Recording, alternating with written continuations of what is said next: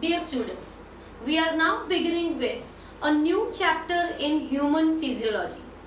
After understanding the concepts of digestive system, now we are moving on to the respiratory system, and the name of the chapter, that is breathing and exchange of gases, chapter number 17. So we already know that respiration is a very common activity and it is a very necessary activity occurring in every living organism. हर एक जो living organism है उसमें respiration एक बहुत ही common activity और बहुत ही necessary activity रहती है. What do we say as respiration? We use the word that inhale of oxygen and exhale of carbon dioxide is called respiration. No. This process of uptaking the air from the atmosphere and releasing out the carbon dioxide is known as breathing. इसे क्या कहा जाता है? Breathing कहा जाता है. But what is respiration? The oxygen which is being taken by us is being utilized by the cells for the oxidation or the breakdown of the food within the cell. And this process is called respiration. Simply oxygen को inhale करना और carbon dioxide को remove करना, इस process को तो breathing कहा जाता है. रेस्पिरेशन मतलब जो ऑक्सीजन हमने लिया है वो ऑक्सीजन को यूटिलाइज करना for the oxidation of the food within the cells is known as respiration. But we commonly use the word breathing और रेस्पिरेशन, राइट. हम दोनों ही वर्ड्स कॉमनली यूज कर लेते हैं, रेस्पिरेशन भी बोल लेते हैं और ब्रीथिंग भी बोलते हैं. So first we mention that the oxygen from the atmosphere, the oxygen from the atmosphere is utilized by our cells for indirect breakdown of nutrients like glucose. ठीक है, क्यों हमने ग्लूकोज लिखा है? क्योंकि देखिए डाइजेस्टिव सिस्टम ऑलरेडी पॉलीसैकेराइड में से मोनोसैकेराइड तो बना ही देती है. फिर ये जो मोनोसैकेराइड जो इंटेस्टाइन में बने हैं वो इंटेस्टिनल सेल्स इन मोनोसैकेराइड्स को अब्सॉर्ब कर लेंगे. एब्सॉर्ब कर लेंगे मतलब ये सारी चीजें कहाँ पे जाएंगी? Into the blood. Blood will circulate in your body और ब्लड में से ये सब्सटेंसेस को एब्सॉर्ब कौन कर लेता है? Tissue cells. मतलब जो सेल्स हैं बॉडी के, जो ऑर्गन्स हैं, उनके जो सेल्स हैं they will be absorbing this material. तो ऐसे करके ग्लूकोज जो है वो हमारे सेल में एंटर हो जाता है. पर ये ग्लूकोज जब तक इसका कंप्लीट ब्रेकडाउन ना हो तब तक एनर्जी रिलीज होती नहीं है. So for the release of energy just digestive system is not important. Digestion होने के बाद उसका कंप्लीट ब्रेकडाउन भी होना चाहिए और ये जो कंप्लीट ब्रेकडाउन है that is going to occur inside the cell. For this breakdown, for this oxidation, what is essential? Oxygen is essential and we get this oxygen from the atmosphere. इसीलिए हमने लिखा है that oxygen from the atmosphere, atmosphere में से हम oxygen को ले रहे हैं, वो ऑक्सीजन यूटिलाइज कर रहा है. कौन कर रहा है utilise?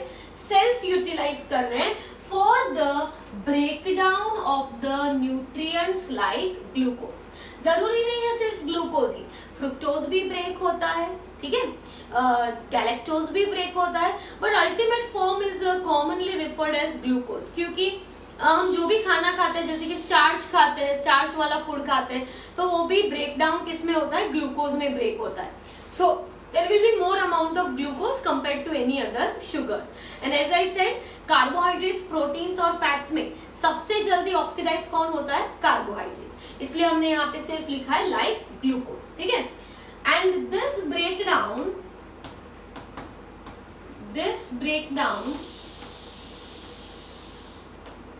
ultimately releases the energy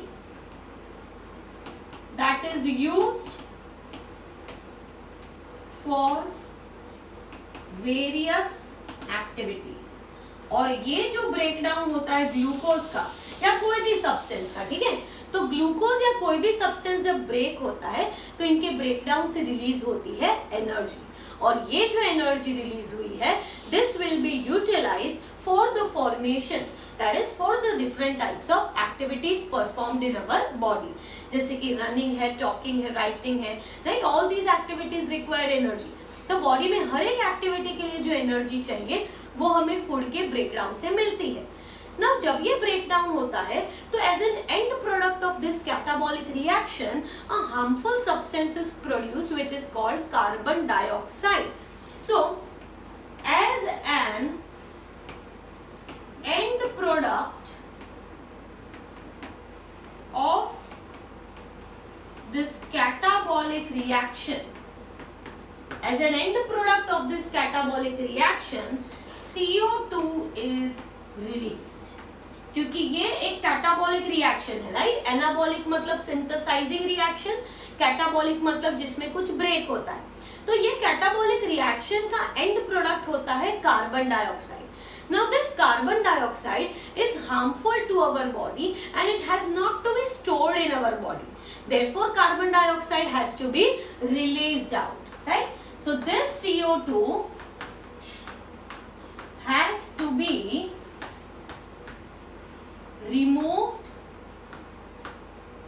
out of the body. CO2 को क्या करना पड़ेगा, बॉडी से बाहर रिमूव करना पड़ेगा। मतलब our cells constantly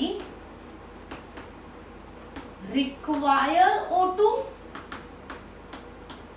and release out CO2, right. तो इसका मतलब ये हुआ क्योंकि हर बार ब्रेकडाउन के लिए ऑक्सीजन चाहिए और हर बार एंड प्रोडक्ट में CO2 रिलीज हो रहा है, तो हमारी बॉडी को ऑक्सीजन की कॉन्स्टेंटली जरूरत है और CO2 जो है वो कॉन्स्टेंटली रिमूवल करने की जरूरत है। And this process of exchanging the oxygen from the environment with the CO2 produced by the cells is known as the process of respiration or breathing. So the process of exchanging the O2 from environment with the CO2 produced from cells is called breathing.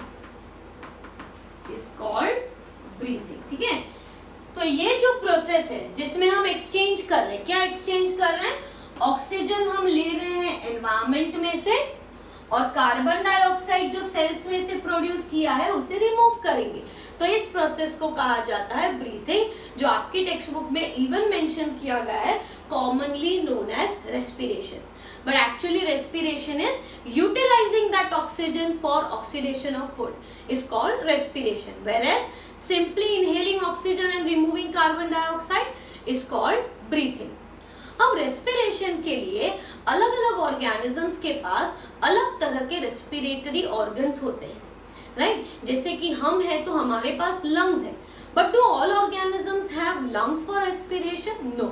हमने animal kingdom chapter में पढ़ा है कि हर एक organism के पास कुछ अपने से खुद अलग सा सिस्टम होता है, कोई अलग से सेल्स होते हैं जो रेस्पिरेशन में या गैसेस एक्सचेंज करने में हेल्प करते हैं। So now we discuss about different types of respiratory organs.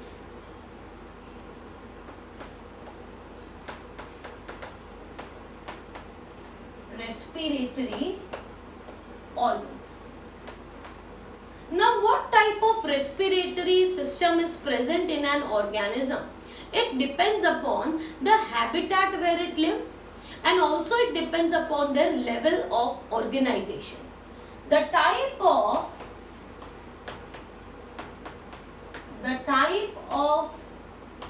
respiratory structure present in organism depends on habitat, and second it depends on the level of organization. Okay, तो कौन से organism के पास कैसा respiratory structure present होगा, ये किस पे depend करता है? ये डिपेंड करता है कि उसका हैबिटेट क्या है, वो कहाँ पे होता है, वेदर इट इज एक्वेटिक और whether it is terrestrial, right? It also depends on level of organization, whether they are having tissue level or whether they are having organ or whether they have organ system. So here different organisms will be having different respiratory structures. If we talk about invertebrates, or invertebrates में भी particularly we talk about जैसे कि sponges है, Coelenterata है and flatworms. So they will be respiring through the body surface. Okay, ये कैसे respire करते हैं? Body surface. इनके पास कोई रेस्पिरेटरी स्ट्रक्चर नहीं है. इनका लेवल ऑफ ऑर्गेनाइजेशन भी क्या है? सेल्यूलर है, टिश्यू है और ऑर्गन है, पर इनके पास कोई रेस्पिरेटरी स्ट्रक्चर्स नहीं होते. So they will be exchanging the gases directly through their body surface by the process of simple diffusion. तो simply ये बॉडी में से कार्बन डाइऑक्साइड प्रोड्यूस जो होगा वो डिफ्यूजन से बाहर भेज देगा और ऑक्सीजन जो है, डिसॉल्व्ड ऑक्सीजन, वो ये कंज्यूम कर लेगा. So some organisms, that is invertebrates, will be exchanging the gases through their entire body surface. That is sponges, coelentrates and flatworms. Let us look upon other types of organisms and other respiratory structures.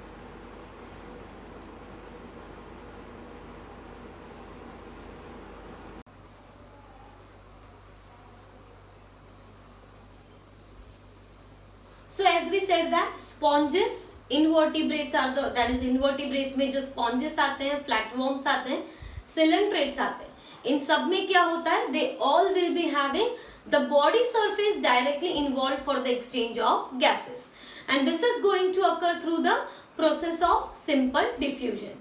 Now all organisms do not have this thing, right? So we talk about the next category, that is earthworms. मतलब earthworms जो है they belong to Annelida, ठीक है? तो earthworms जो है they will be having, earthworms will have moist cuticle. मतलब उनकी जो सरफेस होती है वो मॉइस्ट होती है और उस पे एक थिन लेयर होता है जिसे कहते हैं cuticle. So they have this moist cuticle involved in exchange of gases. Involved in exchange of gases. Now this was about earthworm that belongs to Annelida. But इसके अलावा we also have the phylum Arthropoda जिसमें आते हैं insects. So insects will be having, insects have presence of network of tubes, network of tubes जिसे कहा जाता है tracheal tubes.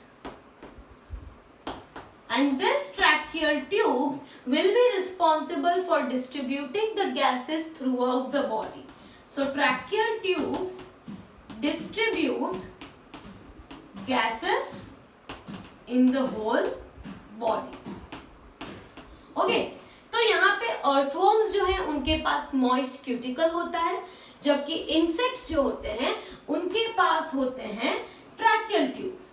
तो insects जो है they belong to arthropoda, but there are also some of the arthropods which are found in water. So aquatic arthropods and aquatic molluscans, aquatic arthropods and molluscans मतलब जो completely पानी में है, ठीक है, aquatic, उनके पास क्या होगा? Gills. They will have gills for the exchange of gases. Who will have?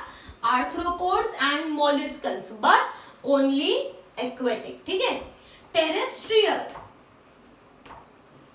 Terrestrial organisms मतलब टेरेस्ट्रियल मॉल्यूस्कन्स के पास होते हैं lungs. So some of the forms which are found on land, that molluscans may also have presence of lungs.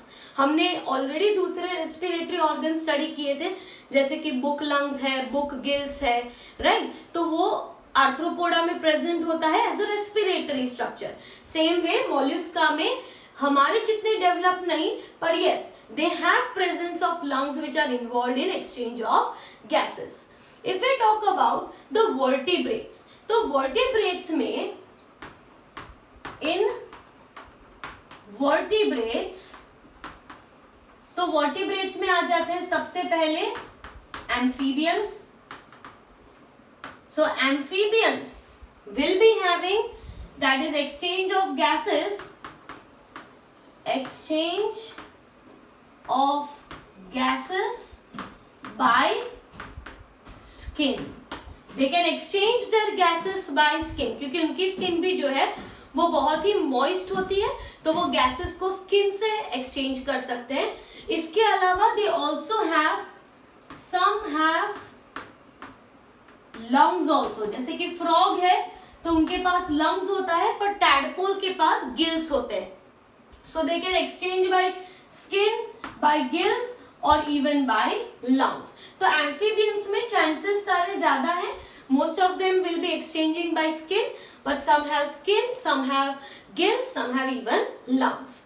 Okay, then fishes, तो fishes जो है उनमें तो ऑब्वियसली बाय गिल्स ही होंगे, because fishes are having presence of gills and they are completely aquatic. तो amphibians हैं, fishes हैं। इसके अलावा हमारे पास एव्स, रेप्टाइल्स और मैमल्स होते हैं। Aves,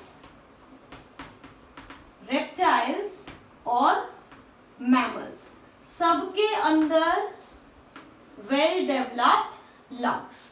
So aves, reptiles and mammals have presence of lungs for exchange of gases. So this was all about different types of animals with their different respiratory organs. We can see the respiratory organs from the least developed to the most developed, right? जैसे कि sponges, coelenterata के अंदर body surface, diffusion. Earthworms के पास moist cuticle है, right? So that moist cuticle मतलब एक skin की तरह एक layer हुआ जिससे वो exchange करेंगे।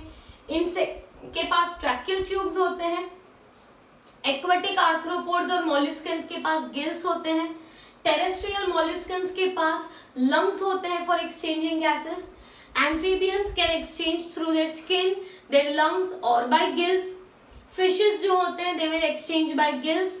Aves, reptiles and mammals all have well developed lungs. So next we will talk about the human respiratory system. हम ह्यूमन रेस्पिरेटरी सिस्टम के बारे में जब बात करते हैं तो अभी सिर्फ आज के लेक्चर में हम सिर्फ नाम बता देते हैं that what are the organs involved in the human respiratory system. Okay, in the next lecture we will completely start with the topic. तो ह्यूमन रेस्पिरेटरी सिस्टम में सबसे पहला जो पोर्शन आ जाता है that is nostrils. Human respiratory system में सबसे पहला क्या आता है? नॉस्ट्रिल्स। नॉस्ट्रिल्स जो होते हैं वो हमारे लिप्स के ऊपर लोकेटेड है and they are for uptake of the air. और नॉस्ट्रिल्स जो एयर लेते हैं वो एंटर होता है एक चैम्बर में जिसे कहते हैं nasal passage. It is known as nasal passage.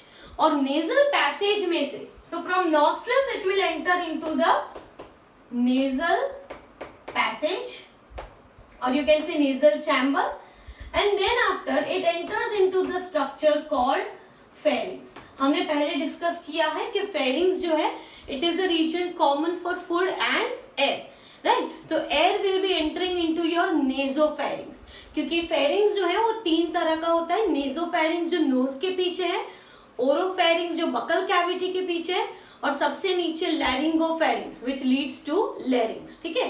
तो pharynx will be opening into the next structure that is called larynx. तो larynx जो है it is a very small cartilaginous structure which is called your sound box. ठीक है, या तो voice box. तो ये कार्टिलेज का बना हुआ जो लेरिंग्स है that will lead into the next tubular passage which is called trachea. मतलब नॉस्ट्रिल्स से हम एयर अंदर लेते हैं, वो नेजल पैसेज में जाता है, from nasal passage it goes into the nasopharynx, nasopharynx से वो नीचे यहाँ पे आएगा, that will be your pharynx, that is the larynx region which is a cartilaginous structure. Vibrate होते हैं, उसके अंदर वोकल कॉर्ड्स होते हैं दैट क्रिएट द साउंड। फिर आ जाता है a tube like structure called trachea, and this trachea will be dividing into two parts which will be the bronchi। Trachea जो होता है it divides into the bronchi। ये bronchi primary मतलब पहला division होता है तो प्राइमरी, फिर और डिवाइड होता है सेकेंडरी, और डिवाइड होता है टर्शियरी, और लास्ट आ जाता है bronchioles. And these bronchioles will be ending up into the small air sac which are known as alveoli, which is known as alveoli। तो ये जो ब्रोंकाई है वहां से फर्स्ट डिवीजन हुआ bronchi, that will enter into the lungs. मतलब the whole region of bronchioles will be present in the lungs part. Okay, sorry, so that is nostrils to pharynx, larynx, trachea, bronchi and bronchioles. So we will discuss about all of them in detail in the next lecture.